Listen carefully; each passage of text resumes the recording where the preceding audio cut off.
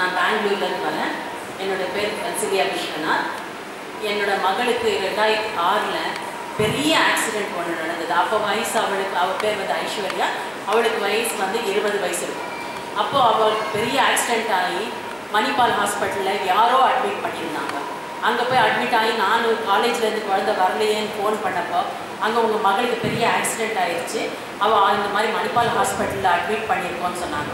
சரி, நான் உடனே அங்கேருந்து வீட்டிலேருந்து போனேன். அங்கே போய் பார்த்தா டாக்டருங்கெல்லாம் என்ன சொல்லிட்டாங்க, ரொம்ப கிரிட்டிக்கல் கண்டிஷனு, 1/2 hour கூட அவளுடைய லிவர் பயங்கரமாக பாதிக்கப்பட்டிருக்கிறது, 1/2 hour கூட அவள் பிழைக்க மாட்டாள் அப்படின்னு சொல்லிட்டாங்க.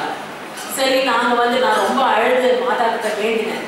ஆனால் அதுலேருந்து 2006 2012 வரைக்கும் அவள் கஷ்டப்பட்டாள். பலவிதமான ஆப்ரேஷன்கள், அவளுடைய ஒரு பக்கம் ரைட் சைடு ஃபுல்லாகவே போன்ஸ் எல்லாம் ஸ்மாஷ் ஆயிடுச்சு, அவளுடைய கண்ணும் பாதிக்கப்பட்டது. இதில் 2012 வரைக்கும் ரொம்ப அப்பப்போ அவளுக்கு ஃபீவர் வரும், ஹாஸ்பிட்டலுக்கு போவோம், பல லட்சங்கள் செலவானது. ஆனாலும் நாங்கள் மாதாவை கைவிடலை. அப்புறம் கடைசியில் 12வது வருஷம் வந்து அவளுக்கு திடீர்னு ஃபீவர், ஹை ஃபீவர் வந்தது. அப்போ அவளுக்கு போய் மணிப்பாலில் பார்த்ததும் அவளுக்கு இம்மீடியட்டாக ஒரு ஆப்ரேஷன் செய்யணும், லிவரில் பிளாக் இருக்குது அப்படின்னு சொல்லிட்டாங்க. சரி, அப்போவும் ஒரு ஆப்ரேஷன் ஆனது. அப்போவும் 1.5 லட்சத்துக்கு மேலே செலவானது. அப்புறம் அப்போ வந்து வயசு அவளுக்கு 27 ஆயிடுச்சு. 2020 அவளுக்கு ஆக்சிடெண்ட் ஆனது. 27 வருஷம் வரைக்கும் அவள் கஷ்டப்பட்டாள்.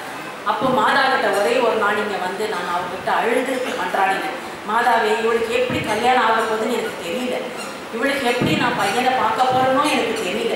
யார் போய் கேட்டால் அவங்க வந்து இவளோட ஆக்சிடெண்ட்டை பற்றி நான் கண்டிப்பாக சொல்லணும் அவங்ககிட்ட, அவங்க ரியாக்ஷன் எப்படி இருக்குமோ எனக்கு தெரியல.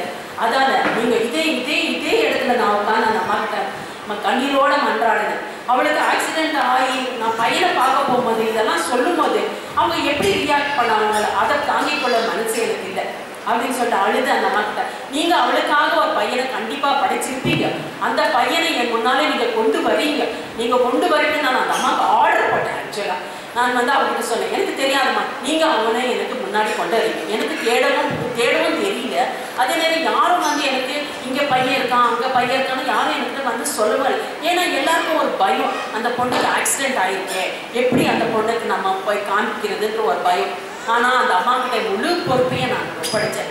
அந்த முழு பொறுப்பையும் ஒப்படைச்சு நான் வீட்டுக்கு போய் ஒரே வாரத்தில் என் பையன் மெல்பர்னில் இருக்கான், அவன்கிட்டருந்து ஒரு ஃபோன் வந்தது, இங்கே ஒரு பையன் இருக்காமா, அந்த பையனும் பெங்களூர் தான், அவனும் மெல்பர்னில் என்ன கூடவே வேலை செய்கிறான், அவனுக்காக ஒரு பொண்ணை தேடிக்கிட்டு இருக்காங்க, நம்ம இதில் முயற்சி எடுக்கலாம். நான் சொன்னேன், அப்போ நான் முதல்ல வந்து உங்கள் தங்கச்சிக்கிட்ட கேட்குறேன்னு. அப்போ நாங்கள் வந்து இங்கேயே வந்துடணும். அப்போ என் பொண்ணை கூட்டிகிட்டு வந்து முன்னால் நிற்க வச்சு அந்த மாதா முன்னால் இந்த ப்ரொபோசலை சொன்னேன் நான், அம்மா இந்த மாதிரி உங்கள் அண்ணன் வந்து ஒரு ப்ரொபோசல் எடுத்துகிட்டு வந்திருக்கான், இது உனக்கு விருப்பமா?